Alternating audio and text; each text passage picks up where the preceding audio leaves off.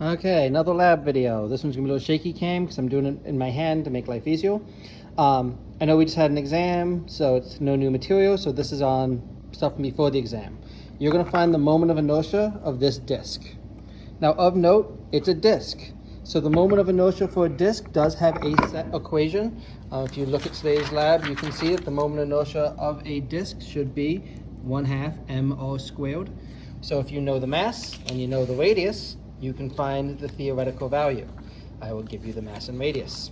For experimental value, what we're going to do is we're going to apply a force right here, pulling this, spinning it. We're going to apply a force by hanging weights.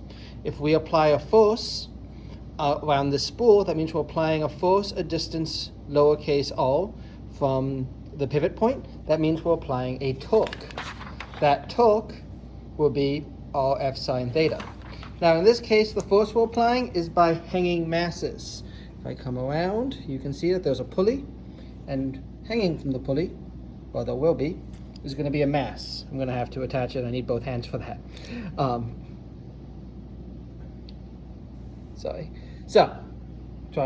Getting preoccupied with myself.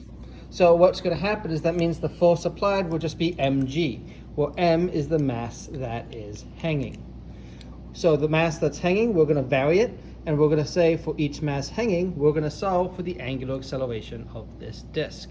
How we're going to get the angular acceleration is we're going to time how long it takes this mass to fall and hit the ground.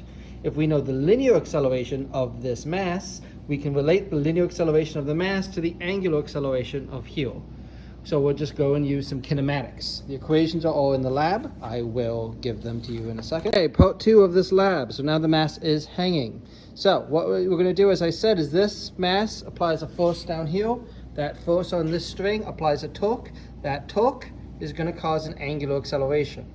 What we're going to do is we're going to measure this angular acceleration. How we're going to do that is I'm going to go down here. I'm going to put this guy at a set height.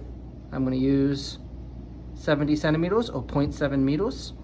And then I will just time how long when I let go, and I just let go, it takes it to hit the ground.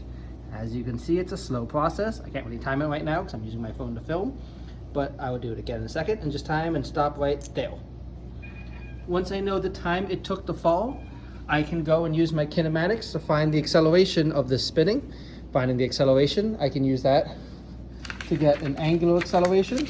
Although to be fair, I am not going to do that directly. I'm just going to do tangential acceleration. And then you're going to make a graph. Details on the graph and all that will be up on Banco Hall. But I'm going to do this for a series of masses. And for each mass, measure the time it takes to go down 5 times. Then you will take an average. I'll get this data up to you.